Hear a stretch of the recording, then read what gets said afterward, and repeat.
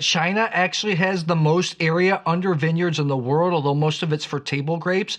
In terms of wine production, depending on the source, China ranks number 3 in terms of vineyard area dedicated to wine grapes. However, you don't see a lot of these wines available. There is a long history of winemaking in China. A lot of people in the industry accept the cradle of wine as being the Black Sea region, namely Georgia, Armenia, Eastern Turkey, and also the Eastern Mediterranean, places like Israel, Syria, and modern-day Lebanon. Those records show that wine was being made there as early as 8,000 years ago. However, there's evidence that fermented beverages were being made in China in the 7th millennium BC, about 9,000 years ago. Those beverages were probably a mix of honey, different types of fruits, and grape, barley, and wheat. China has about 40 to 50 wild species of grapevine. That's over half of the species of grapes in the world. In Europe, the species of grape dedicated to making wine is called Vitis vinifera. From there, you have different varieties. Vitis vinifera was introduced into China in about the 2nd century BC. I've tasted a number of pretty good Chinese wines before and a lot of bad ones. Some ones that stood out to me were Grace Vineyards in the past. I just got back from Wine Vision in Serbia. It was a wine show dedicated to wines of Europe, namely the Balkan region, Albania, Serbia, and North Macedonia. So why did I taste Chinese wine there? Serbia has a bilateral no visa agreement with China.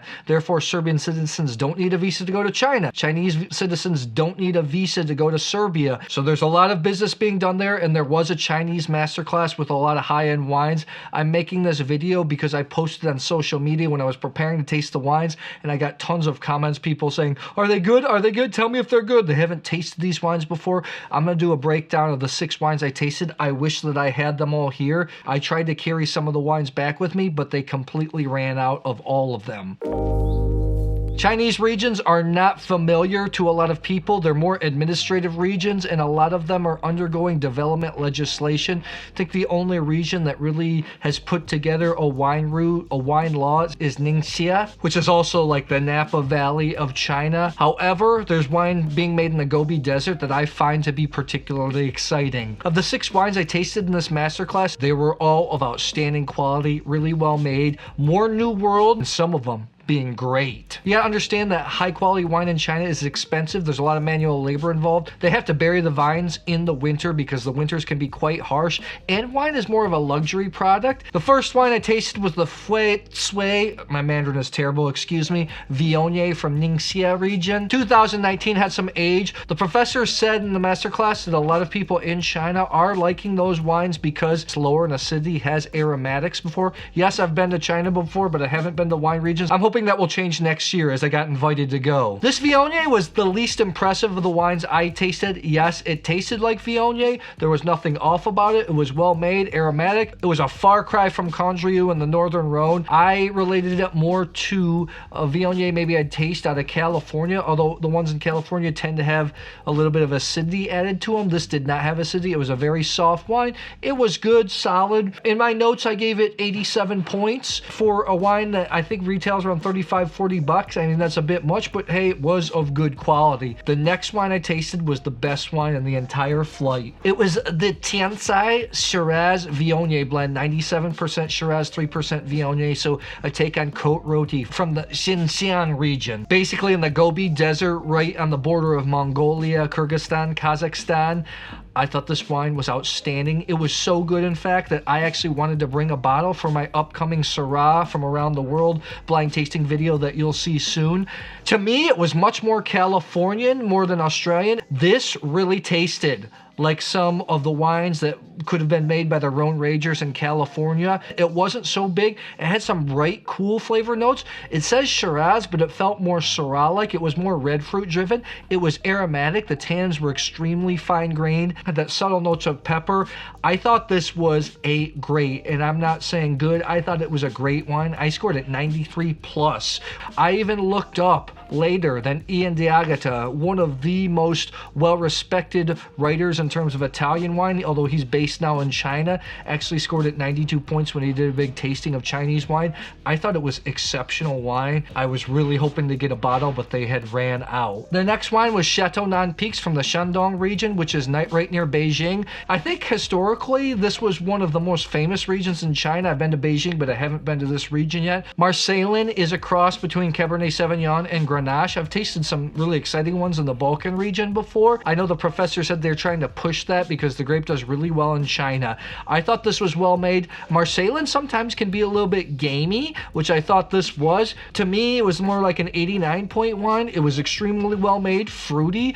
I would not expect it to come from China blind, although I found some of the other wines to be a little bit more exciting.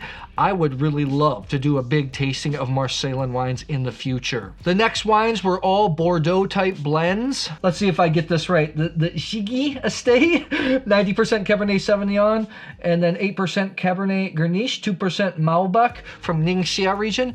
Cabernet Gernischt is a grape that's doing really well in China, and although it sounds weird, it's identical to the grape Carmenere, one of the permitted varieties in Bordeaux, a grape that Chile has really taken on as its own, maybe because the Carmenere blend, but to me, it was leafy. It really reminded me of a high-quality Chilean Bordeaux blend, maybe not something that was really, really exceptional like Chadwick or some of the more expensive wines. I think Clos Apalta as well. I scored it here 90 plus points, had a lot of leafiness. It had smooth, subtle tannins. Tannins were not too grippy, which is surprising because the Chinese do like tannins because they're used to drinking a lot of black tea. It was soft, refined, very good, very drinkable. The next wine I tasted was the Silk Road Vineyards Selection Cabernet Gernischt 2018, 100% Cabernet Gernischt, so 100% Carmenere.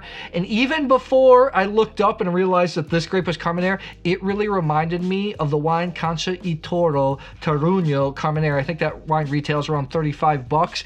That wine has a lot of black fruit flavors, some silkiness, mouthfeel. You'll have a Merlot, although it has the leafiness, the green, the bell pepper flavors you'll get out of Cabernet Franc. That's exactly what it tasted like. I gave it 92 points.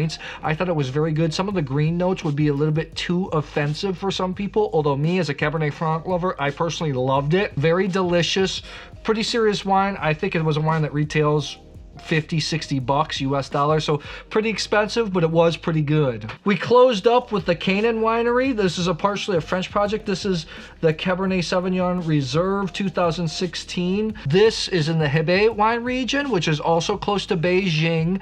This got 91 points in Robert Parker's The Wine Advocate. I was more in the 90 plus range. It was a rich, big Cabernet Sauvignon. It's a wine that I know retails for like 160 bucks, so that's pretty expensive for that type of wine. Really reminded me, I would probably have to say, from something maybe I've had a little bit from Coonawarra, Australia. So you have those rich, ripe fruit flavor notes, that subtle menthol type kick, big and rich. So you're going to get that type of mouthfeel you get from high-end Bordeaux, Napa Cabernet Sauvignons, maybe some Super Tuscans. Maybe didn't have quite the complexity to push it into greatness, but I was 90 plus points on it. I thought it was very good, age-worthy. 2016 hadn't shown a ton of development. Tell me, have you ever tasted Chinese wines before? Let me know in the comments below.